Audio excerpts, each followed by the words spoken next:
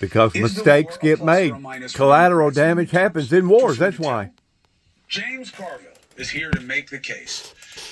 Is this a blessing or a curse Is it to bad? Sure, it's Democrats in bad. terms of It's a making the case horrible, to the horrible American thing people? that happened. Well, If what he's let's saying just is start true, with that this. the American Before people this did happened, actually the hit Democrats were going to win a massive election in 2020. hit a school and kill 100 and something people, 100 and something kids. It's a horrible, horrible thing. If that actually occurred, yes.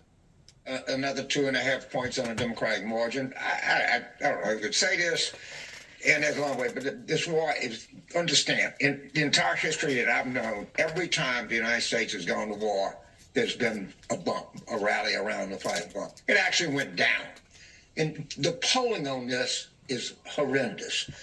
But then you're right about the 375 little girls. And, Chris, I thought about that 175 horrible little thing that girls. happened My in God. Texas last summer, those little girls. Well, they love their children in Iran just like they love their children in Texas. And their children. Sure. You have little girls, I have little girls. Right. And I don't have any idea of what they're doing. They have never told us why they're doing this. He said the regime has been replaced by who? Replaced by who? Do you know of anybody that is? Why do you think the next person is going to be any better than the last person? Exactly. That's the fire the coach mentality. Let's get rid of the coach. Good. You got to hire another one too. That's right. So I don't know, but this all is like everything he does is poorly thought out. He is in profound political jeopardy. I mean, profound political jeopardy. The muscular move of your party. I noticed that even in your own language, you lit him up after the State of the Union in a way that you don't usually speak. And I heard you explain that, hey, the party's in a different place now. All it cares about is beating Trump. Trump is evil. He is bad. It's not about opposing policy. Is that what you think works? Was what I think is. It is what I really believe. And I always ask for strength to be able to detest and hate him more. I don't think I do enough. I really don't. But yes, I genuinely believe that this man does not like the United States, that he does not pull for us, that he doesn't act in our interests, that he doesn't like our laws. He violated 34 of them. He doesn't like the Constitution. He doesn't like our allies. He likes our enemies. Yeah, I don't like him. I just flat out don't like him. I don't think he's thought this out in the least. I don't think he's a person that ever thinks about anybody but himself, much less little girls in a school in Iran, or 6 soldiers who were killed that were actually attacked by the secretary, what do they call themselves, war now. The number one in the chain of command of the United States said soldiers were fools. And no, he said it. We know he said it because he told General Mattis, who told Jeffrey Goldberg. The number 2 in the chain of command has said we focus too much on dead soldiers. Well, at some point, other people in the chain of command are going to say, gee, I got to follow the law, but I'm being led by people who don't even like my own country. And I genuinely mean that. I know exactly what I'm saying. And that's where command is now. I'm not questioning your personal assessment of Trump because that's your opinion. You're welcome to it. And certainly he's given you plenty of reason to have a negative disposition. What I'm saying is, how do you reconcile it with the lesson of the Texas Democratic primary? By your reckoning, Crockett should have crushed Tallarico, but she didn't. And I believe a lot of it is because of the difference in approach. Well, first of all, I endorse Tallarico. I'm not saying you're against Tallarico. I'm not saying you're against it. I'm going to give all right respect to you to answer your question. I endorsed Tallarico for one reason. I thought he would have a better chance to win.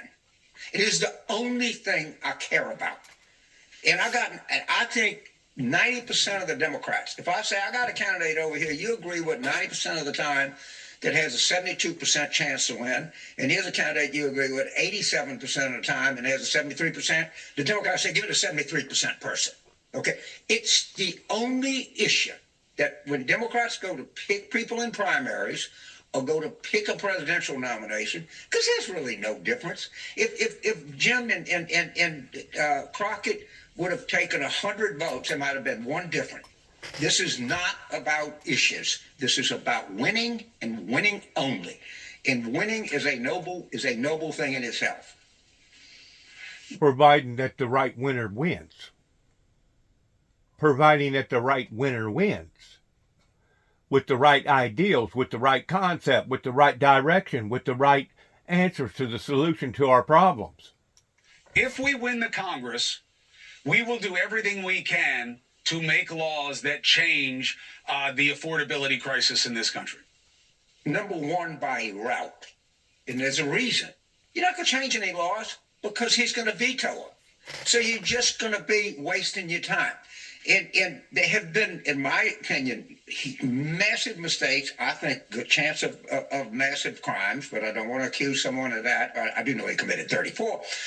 And my logo would be investigate, don't legislate.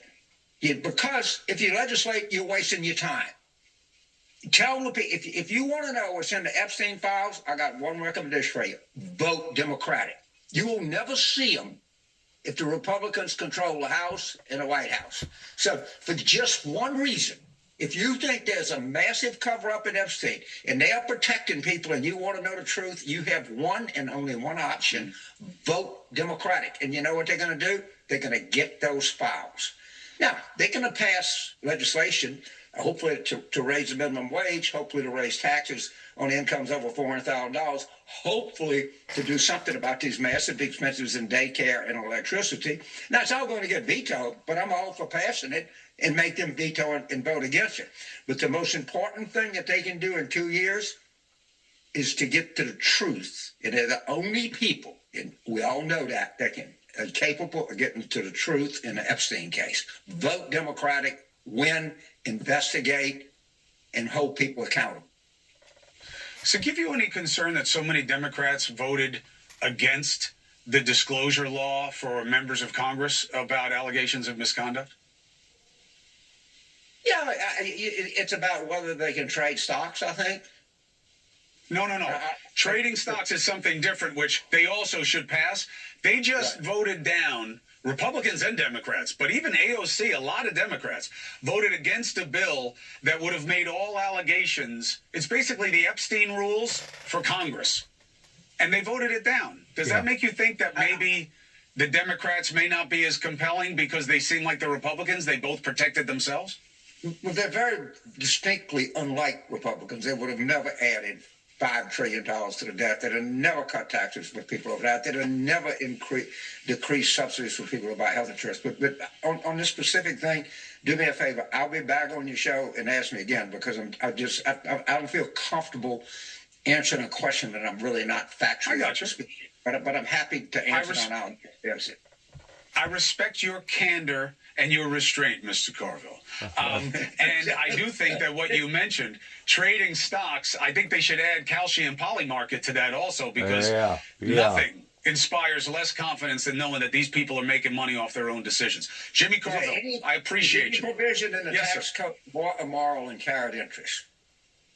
The most staggering immorality in our tax code. But we'll talk. I'll research. Not only that, but there should be restrained limits on how long that a Congress or a senator can run and be in that position, the same way with judges and everybody else, because you create this atmosphere of all your buddies and all your friends.